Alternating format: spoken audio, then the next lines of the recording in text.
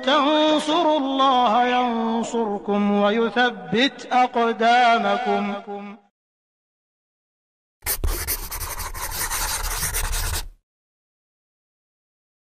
Bismillahirrahmanirrahim.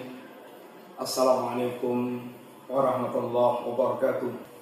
Alhamdulillah para pemirsa, insyaallah kita kembali melanjutkan pembahasan kita dari kitab Ummatul I'tiqad Al-Imam Ibnu Qudamah, berbicara tentang beberapa sifat. Jadi sifat-sifat Allah Subhanahu wa taala yang disebutkan di dalam hadis-hadis Rasulullah SAW. Di antaranya adalah istiwa. Sebagaimana tersebut di dalam ayat Allah Subhanahu wa taala surah Thaha ayat yang kelima, Ar-Rahmanu 'alal 'arsy istawa. Ar-Rahman istiwa di atas arsy. Ayat senada dengan ini, Ar-Rahmanu istawa 'alal 'arsy. Allah istiwa ada dalam 7 yakni ayat yang disebutkan oleh Allah Subhanahu wa taala. Disebutkan pula oleh Nabi sallallahu alaihi wasallam di dalam hadis beliau. Nabi mengatakan, Innallaha lamma qadal khalqa kataba indahu fawqa arsy inna rahmati sabaqat ghadabi.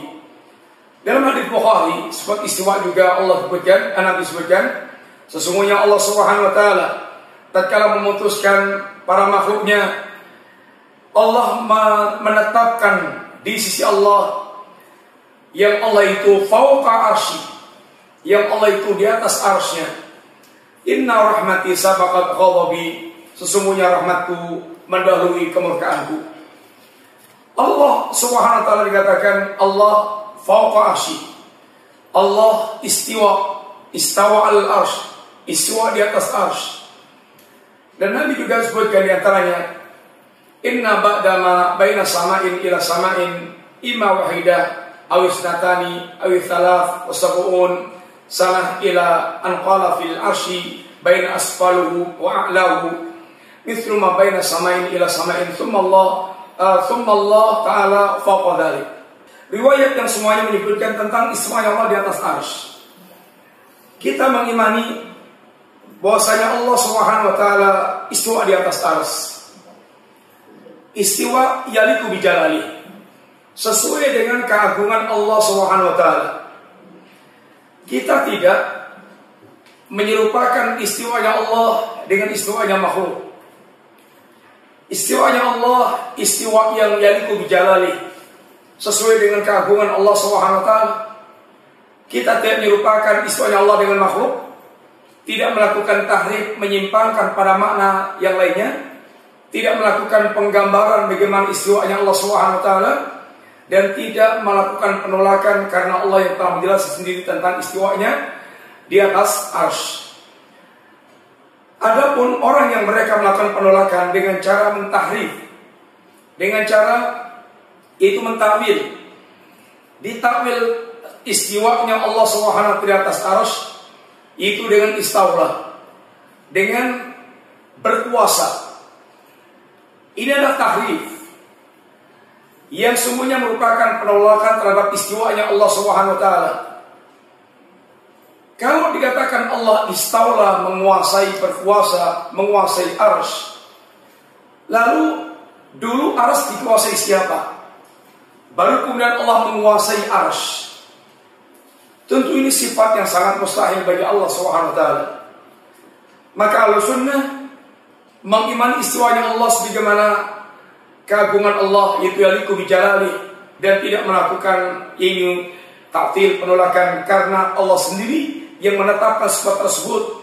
Dan sikap taslim dalam hal agama ini dan hal khabar-khabar adalah tasdiq, yaitu membenarkan apa yang dikhabarkan oleh nabinya sallallahu alaihi wasallam. Rasulullah sallallahu demikian pula menjelaskan tentang Allah di atas langit. Rabbuna Allahu alladzi fis sama taqaddasa ismu. Rabb kita Allah taala di atas langit, yang maha suci nama Allah Subhanahu wa taala. Nabi mengatakan kepada seorang wanita jariyah, seorang wanita budak, Aina Allah, di mana Allah? Dikata dia fis sama, yaitu di langit. Fawqa sama, itu di atas langit. Kata Nabi, "I'tiqha fa innaha mu'minah."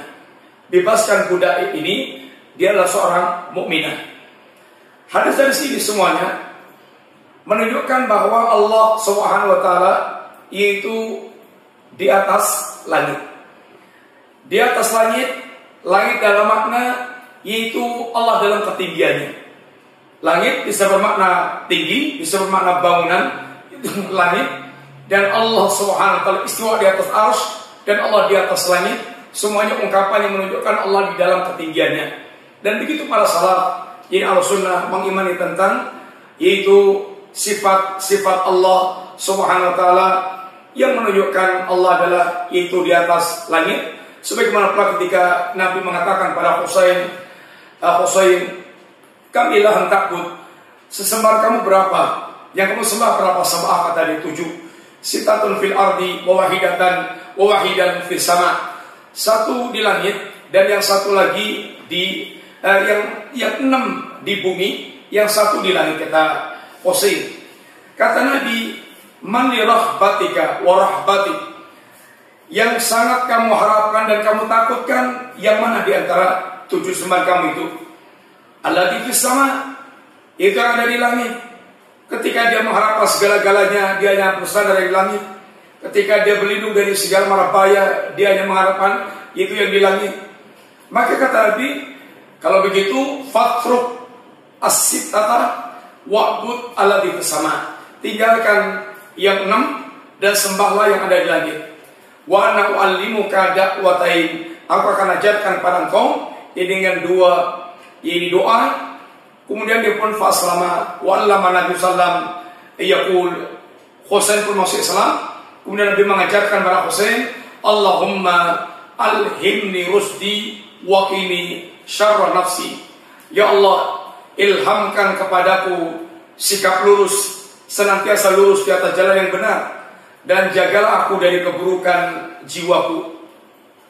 Demikian pula apa yang disebutkan Nabi di dalam hadis yang lainnya, "Inna ma baina samain ila samain masirata kada wa kada." Antara langit yang satu dan yang lainnya sejauh perjalanan sekian. Lalu menyebutkan sahabat perkataan, "Wa fawqa dzalikal arsy," dan di atas itu adalah arsy, "Wa fawqa subhanahu fawqa dzalik," dan di atas arsy adalah Allah Subhanahu wa taala. Ini semuanya menunjukkan bahwa para tadi Nabi menyebutkan Allah di atas arsy, Allah di atas langit.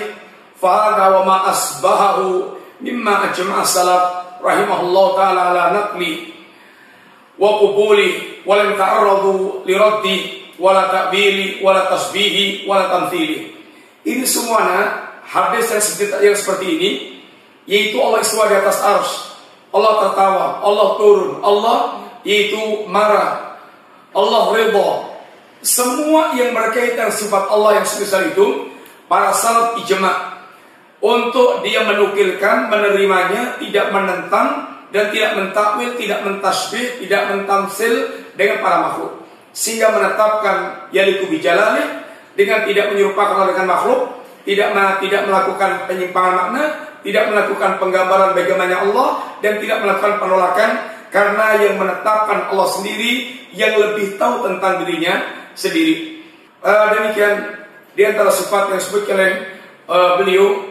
Beberapa sifat Allah yang lainnya yang menunjukkan Allah dalam ketinggiannya, yaitu Allah dalam ketinggian al-ulu, ulu zat dan ulu sifat, tinggi dalam hal zatnya dan tinggi dalam hal sifatnya, yang tersebut di dalam beberapa ayat, dalam beberapa hadis yang semuanya menunjukkan tentang ketinggian Allah Subhanahu wa taala. Demikian wasallallahu ala nabiyina Muhammadin wa ala alihi wasallam. Assalamualaikum warahmatullahi wabarakatuh.